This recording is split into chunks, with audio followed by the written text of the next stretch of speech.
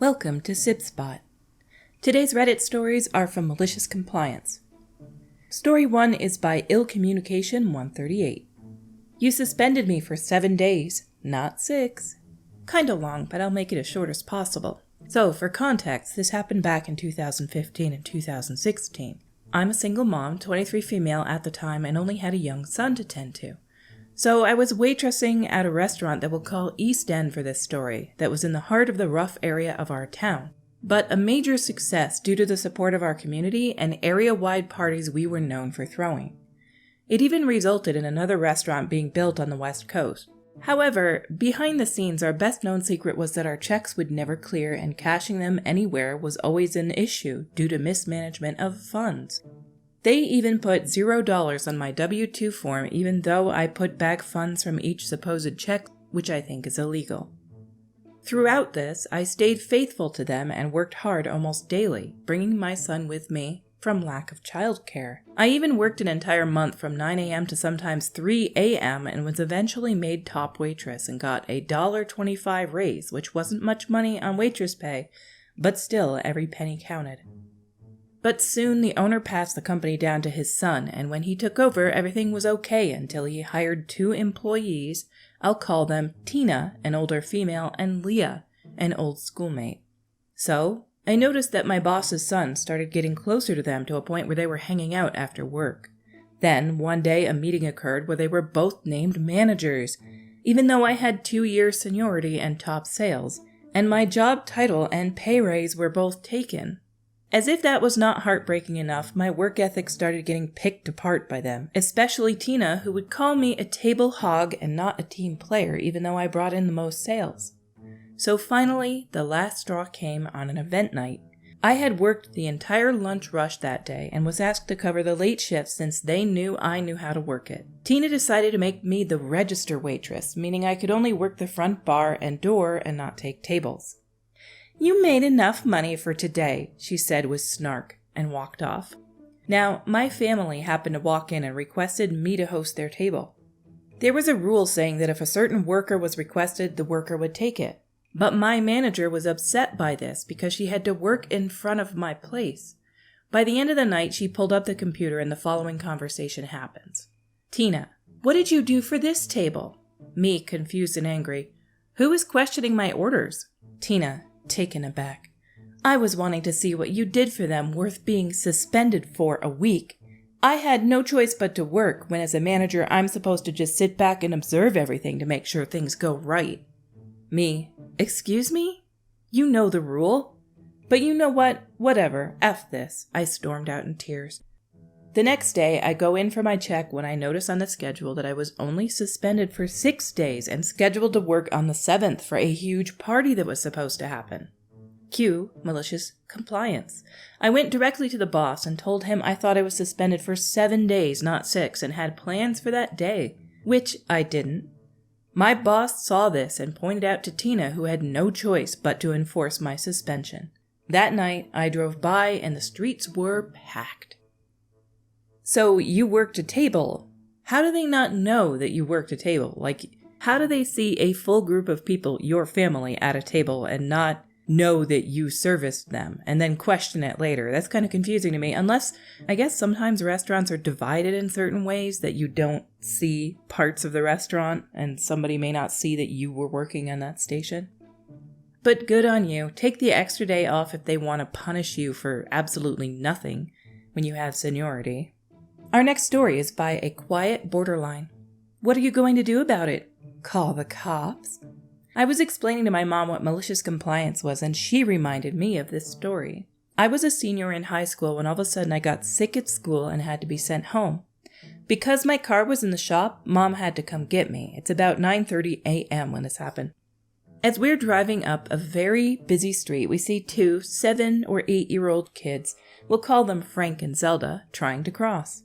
Worried, Mom pulls over to see what's going on. The conversation went roughly as follows. "Mom, kids, are you guys okay? What are you doing here?" Frank, "Dr. Idiot said we couldn't come to school early, so he sent us home." Now, Mom is very familiar with Dr. Idiot. He was the principal at the elementary school my younger brother was attending at the time. My brother Mark was going through some behavioral issues at the time, and Mom was commonly called to the office to the point that they were on a first-name basis. Not that he allowed her to use his first name, because I have a doctorate in education, so it's Dr. Idiot.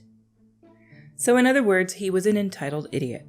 There was a gas station 10 feet away, so Mom tells Frank and Zelda to meet us there. We pulled in, got some water for the kids as it was a hot day, and Mom calls Dr. Idiot's cell phone. Again, the conversation went roughly as follows. Idiot. This is Dr. Idiot. I have 2 kids here named Frank and Zelda, and they say they were sent home early? Idiot. Yes, their parents dropped them off at 6 a.m. because they had to work, something about mandatory overtime. Of course, we're not a daycare, so I told the kids to go home and wait for the bus. Mom, are you kidding me? We're 5 miles away from the school. They walked all that way. It's a wonder they weren't hit by a car or kidnapped. Idiot. What are you going to do about it? Call the cops? Click. My mom was absolutely floored, but she decided to give Dr. Idiot a nice dose of reality. At the time, we lived in a small town. How small? So small that sometimes the chief of police would have to walk the beat. And that day, he happened to be a block away from the gas station. When he got the call, he arrived, got the whole story from not only Frank and Zelda, but Mom and me.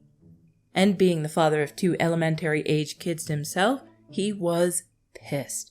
He looked at Mom and said, "It's time I had some words with Dr. Idiot."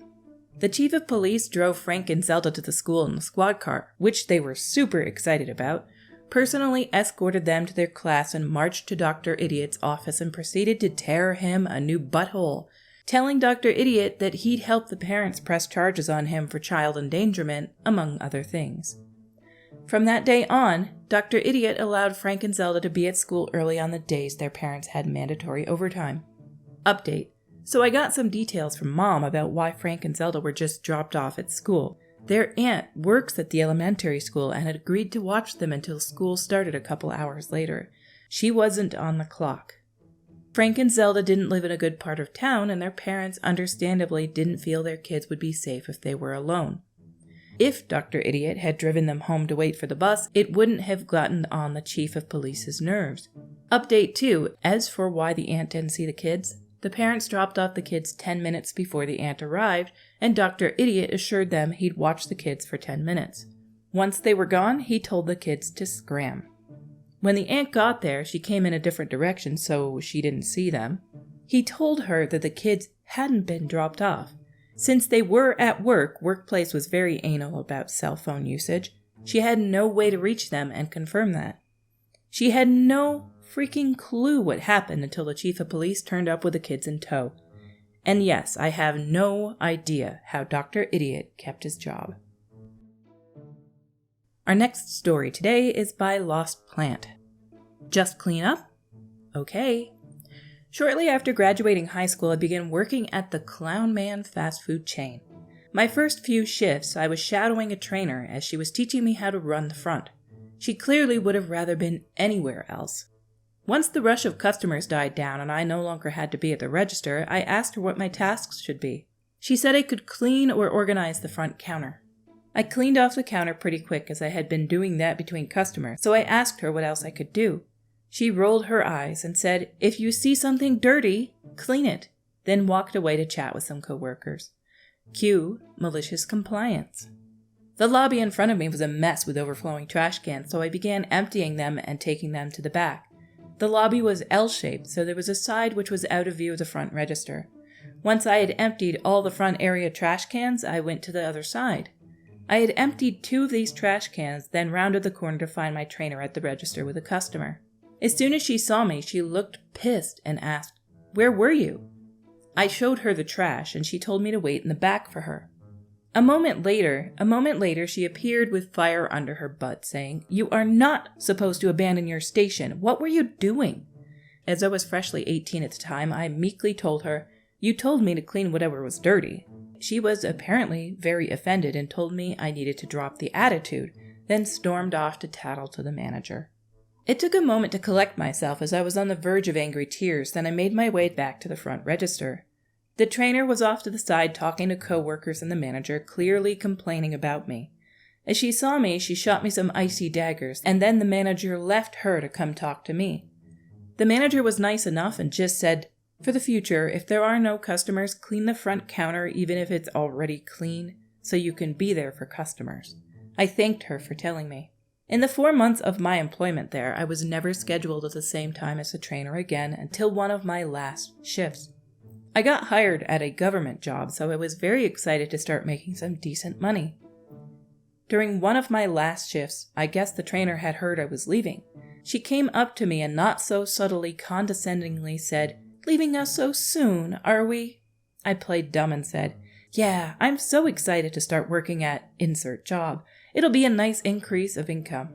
The way her face dropped and the look of angry jealousy that spread across her was priceless. "Eat my dust, loser." They did exactly what they told him to do. Told him if you see something dirty, clean it, and so they did. But I've worked in a food place before, not fast food, but a small town food place, and you had to be within eyeshot of the register at all times, because it's dangerous if you leave it. People can literally steal from the register. But it sounds like this employee, was mad that they were being shadowed by somebody who was learning. It sounds like she's unhappy with her job. Maybe some changes are in order. Our stories for today have come to a close. Until we meet again, have a great day.